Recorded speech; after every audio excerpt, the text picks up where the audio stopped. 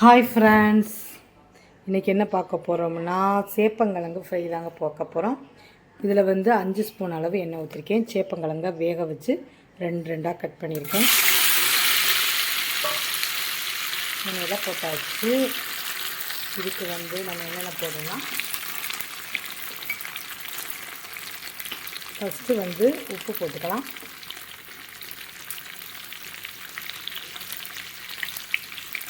அப்புறம் மஞ்சள் தூள்,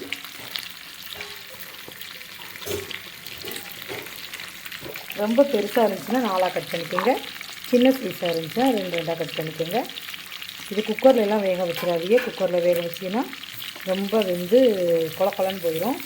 அதனால் பாத்திரத்திலேயே மூடி போட்டு வேக வச்சிங்கன்னா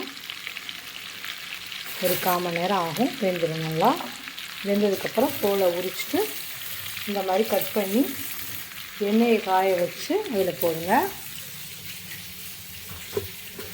மிளகாய்த்தூள்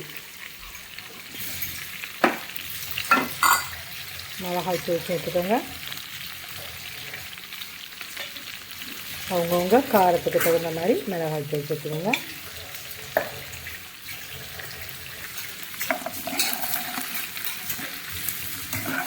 இது கொஞ்சம் வலுவலுன்னு தாங்க இருக்கும், ஆனால் சாப்பிட்றதுக்கு நல்லாயிருக்கும். முழங்கால் வலி நல்லா கேட்கும்னு சொல்லுவாங்க இந்த சேப்பக்கிழங்கு சாப்பிட்டா.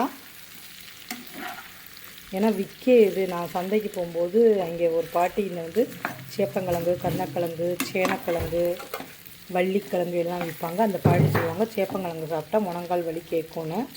அது எவ்வளோ தூரத்துக்கு உண்மைன்னு தெரில. அதில் நான் ரெகுலராக வாங்கி சாப்பிட்றது.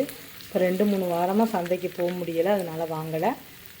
இப்போ எங்கள் வீட்டுக்காரர் நேற்று வாங்கிட்டு வந்தாங்க. சரி, உடனே அதை வாங்கிட்டு வந்தோடனே உடனே வேக வச்சு வறுத்தரலான்னு வறுத்தேன். ஏன்னா இப்போ ஆல்ரெடி எனக்கு முழங்கால் வலி அதிகமாக இருக்குது. ரொம்ப கால் வலி அதிகமாக இருக்குது. அதனால் சரி, சேப்பங்கிழங்கு வறுத்து சாப்பிட்டு பார்ப்போம்னு சொல்லிட்டு சேப்பங்கிழங்க இன்றைக்கி வறுக்கிறோம். இன்றைக்கி சேப்பங்கிழங்கு வறுவல் தாங்க. எப்படி வருதுன்னு பார்ப்போம். முள்ளங்கி சாம்பார். சேப்பங்கிழங்கு பசங்களுக்கு அவ்வளோவா பிடிக்காது. அதனால் நானும் எங்கள் வீட்டுக்காரரும் சேப்பங்கிழங்கு சாப்பிட போகிறோம். இது அவங்க உருளைக்கிழங்கு நறுக்கி வறுத்து தரேன்னு சொன்னேன். வேணாம், நாங்கள் முட்டை சாப்பிட்டுக்குறோன்னு சொன்னாங்க. முட்டையில் வெங்காயம் போட்டு ஆம்லேட் போட்டு சாப்பிட போகிறாங்க. நாங்கள் சேப்பங்கிழங்கு சாப்பிட போகிறோம். இது முழங்கால் வலிக்கு நல்லா கேட்குங்க, நல்லது. நீங்களும் உங்கள் ஊரில் கிடைச்சா வாங்கி சாப்பிட்டு பாருங்கள், சூப்பராக இருக்கும். இதில் இந்த வலுவலுப்பு தன்மை இருக்கிறனால தான் அந்த முழங்கால் வலி கேட்குதா என்னன்னு தெரியலைங்க. ஆனால் அந்த கிழங்கு விற்கிற பாட்டியே சொன்னாங்க இது ஏன்னா கருணக்கிழங்குக்கு சொல்லலையே, ஒவ்வொன்றுக்கும் ஒவ்வொரு மருத்துவ குணம் இருக்கிற மாதிரி இந்த சேப்பங்கிழங்குக்கு முழங்கால் வலி கேட்குமா. நீங்கள் வேணால் ட்ரை பண்ணி பாருங்கள். முழங்கால் வலி உள்ளவங்க ட்ரை பண்ணி பாருங்கள். இன்னும் ஒரு 5 நிமிஷம் கழித்து கிண்டுவோம். இப்போ ஒரு 5 நிமிஷம் ஆயிடுச்சு. இப்போ கிண்டி பார்ப்போம். பாருங்கள், இப்போவே எல்லாம் ரோஸ்ட் ஆகிடுச்சு. சூப்பராக இருக்கா, கலர்ஃபுல்லாக பாருங்கள்.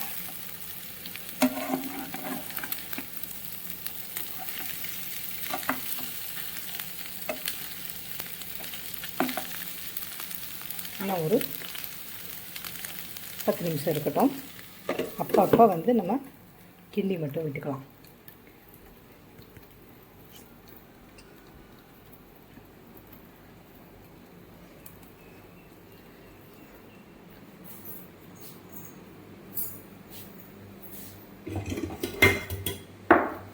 பாருங்கள், சாம்பார், முள்ளங்கி சாம்பார்.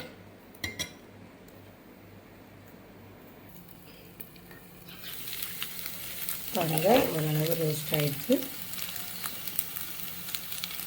சூப்பரான சேப்பங்கிழங்கு வறுவல் ரெடி ஆகிடுச்சு. சாம்பாருக்கு செம்ம பொருத்தமாக இருக்கும். இந்த மாதிரி சிம்பிளாக சேப்பங்கிழங்கு வறுவல் நீங்களும் செஞ்சு பார்த்து எப்படி இருக்குன்னு எனக்கு கட்டாயம் கமெண்ட் பண்ணுங்கள். சப்ஸ்கிரைப் பண்ணாதவங்க தயவு செய்து சப்ஸ்கிரைப் பண்ணிவிட்டு பாருங்கள். அப்போ தான் நாங்கள் அடுத்தடுத்த வீடியோ போட முடியும். பாருங்கள், சூப்பரான சேப்பங்கிழங்கு வறுவல்.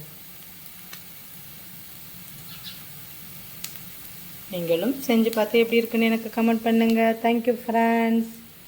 இவ்வளோ நேரம் இந்த வீடியோவை பொறுமையாக பார்த்ததுக்கு ரொம்ப ரொம்ப நன்றி. தேங்க்யூ.